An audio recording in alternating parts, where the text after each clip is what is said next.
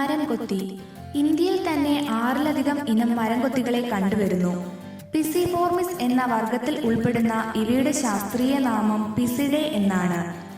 ഇന്ത്യയിൽ സർവ്വസാധാരണമായി കാണപ്പെടുന്ന മരംകൊത്തിയാണ് നാട്ടുമരംകൊത്തി.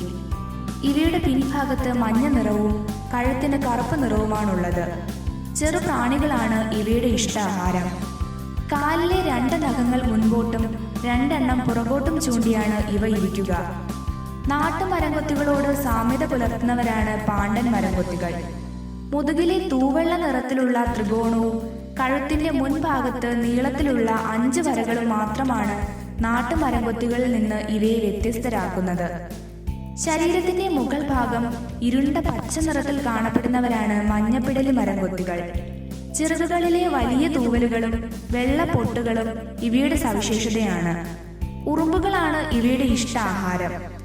ചെമ്പൻ മരംകൊത്തികളുടെ പേര് പോലെ തന്നെ കടുത്ത ചെമ്പിച്ച ശരീരമാണ് ഇവയ്ക്കുള്ളത്. ഉറുമ്പുകൾ ഉണ്ടാക്കുന്ന കൂടുകളിലാണ് ഇവ മുട്ടയിടുന്നത്. മുളങ്കാടുകളിൽ ധാരാളമായി കണ്ടുവരുന്ന മരംകൊത്തി വിഭാഗമാണ് ചിത്രാംഗതൻ. ഇവയുടെ ശരീരഭാഗം കൂടുതലും കറുപ്പ് നിറത്തിലാണ് കാണാൻ കഴിയുക. പശ്ചിമഘട്ട മലനിരകളിലും മധ്യപ്രദേശ് തുടങ്ങിയ സംസ്ഥാനങ്ങളിലും ഇവയുടെ സാമീപ്യമുണ്ട്. നീളം കുറഞ്ഞ വാലുകളാണ് ഇവയ്ക്കുള്ളത്. ഇന്ത്യയുടെ വടക്കുകിഴക്കൻ സംസ്ഥാനങ്ങളിലും മറാഠ മരംകൊത്തികൾ ധാരാളമായി കണ്ടുവരുന്നു. ശരീരമാസകലമുള്ള വെള്ളക്കൊത്തുകൾ ഇവയെ വേഗത്തിൽ തിരിച്ചറിയുവാൻ സഹായിക്കുന്നു. 10 മുതൽ 14 ദിവസം വരെയാണ് മരംകൊത്തികളുടെ മുട്ട വിരിയാൻ എടുക്കുന്ന സമയം.